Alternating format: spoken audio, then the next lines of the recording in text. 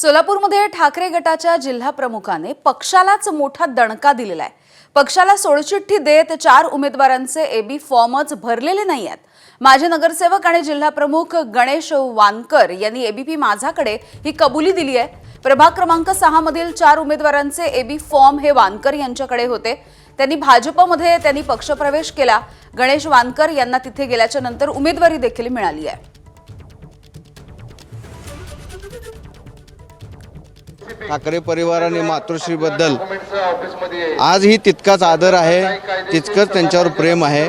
नेता म्हणून आम्ही त्यांना मानतोच, पण लोकांना जी आश्वासनं दिलेली आहेत ते काम करण्यासाठी विकास निधीची खूप मोठी गरज आहे आणि सातत्यानं आम्ही विरोधी पक्ष म्हणून आतापर्यंत आमची भूमिका बजावलेली आहे।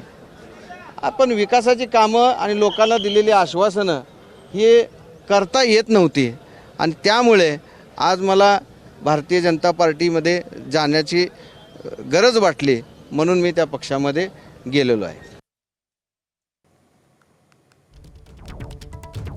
तर सोलापूरमधली ही बातमी आपण बघतोय। ठाकरे गटाच्या जिल्हा प्रमुखानं आपल्या पक्षालाच हा एक मोठा दणका दिलेला आहे। खरं तर त्यांनी पक्षाला सोडचिठ्ठी दिली आणि ठाकरे गटामधून त्यांनी भाजपमध्ये प्रवेश केला।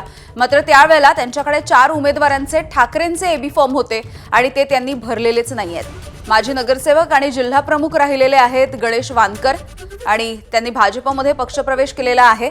त्यांनी एबीपी माझाशी बोलत असताना ही कबुली देखील दिलेली आहे। प्रभाग क्रमांक 6 जो सोलापूरमधला आहे तिथल्या 4 उमेदवारांचे एबी फॉर्म त्यांच्याकडे होते। मात्र त्यांनी पक्षाला हा एक दणका दिला आणि त्यांनी हे एबी फॉर्मच भरले नाहीत।